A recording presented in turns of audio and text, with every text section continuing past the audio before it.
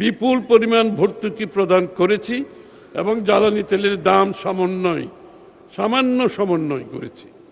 জ্বালানি তেলের দাম খুবই সামান্য সমন্বয় করেছি।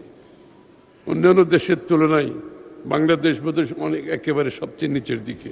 2030 সালের মধ্যে বিদ্যুৎ উৎপাদন ক্ষমতা 35,000 মেগাওয়াটে উন্নীতকরণ এবং সঞ্চালন লাইন 25,000 সার্কিট কিলোমিটার সম্প্রসারণ করা হবে।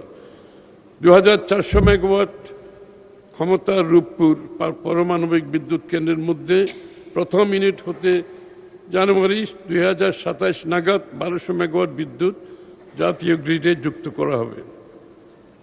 আমরা বিশ্বাস করি উল্লেখিত উদ্যোগসমূহের সফল বাস্তবায়নের মাধ্যমে আমরা দেশে তুলনামূলক সাশ্রয়ী, নিরবিচ্ছিন্ন, পরিবেশ বান্ধব বিদ্যুৎ সরবরাহ নিশ্চিত করতে সক্ষম হব।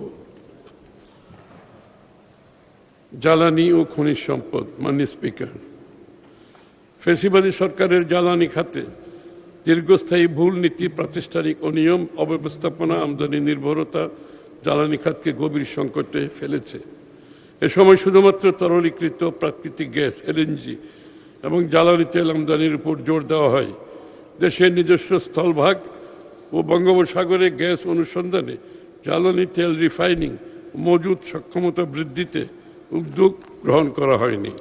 সাম্প্রতিক মধ্যপ্রাচ্যে ভূ রাজনৈতিক সংকটের ফলে আন্তর্জাতিক বাজারে জ্বালানি তেল, ডিজেল ও এলএনজির স্পট মূল্য অস্বাভাবিক বৃদ্ধি পেয়েছে। কিন্তু আমরা সাধারণ জনগণের কষ্টের কথা বিবেচনা করে বিপুল পরিমাণ ভর্তুকি প্রদান করেছি এবং জ্বালানি তেলের দাম সামান্য সমন্বয় করেছি।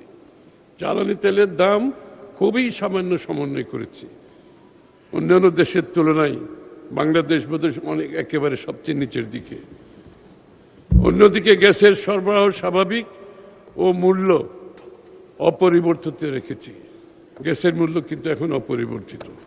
অফশোর গ্যাস অনুসন্ধান আকর্ষণীয় করার জন্য দেশের স্বার্থ সমুন্নত রেখে model production sharing contract PSC সংশোধন, জ্বালানি আমদানির ক্ষেত্রে একক উৎসের উপর নির্ভরতা কমিয়ে উৎস বহুমুখীকরণ নীতি অনুসরণ, মহেশখালীতে বিদ্যমান দুটি ভাসমান এলএনজি টার্মিনালের পাশাপাশি নতুন টার্মিনাল স্থাপনের বিষয়টি পর্যালোচনা, মহেশখালীর মাতারবাড়িতে একটি ল্যান্ড বেসড এলএনজি টার্মিনাল স্থাপনের জন্য জমি অধিগ্রহণ ও পরামর্শক নিয়োগের প্রক্রিয়া চূড়ান্তকরণ, জ্বালানি তেল পরিবহনে নির্মিত 601.550 কিলোমিটার পাইপলাইনের সর্বোচ্চ ব্যবহার, জ্বালানি তেল খালাসে সিঙ্গেল পয়েন্ট মোরিং চালুর উদ্যোগ গ্রহণ, চট্টগ্রাম উপকূলীয় শিল্পাঞ্চলে ধাপে ধাপে 50 লক্ষ মেট্রিক টন পরিশোধন ক্ষমতা সম্পন্ন নতুন ক্রুড অয়েল রিফাইনারি নির্মাণ।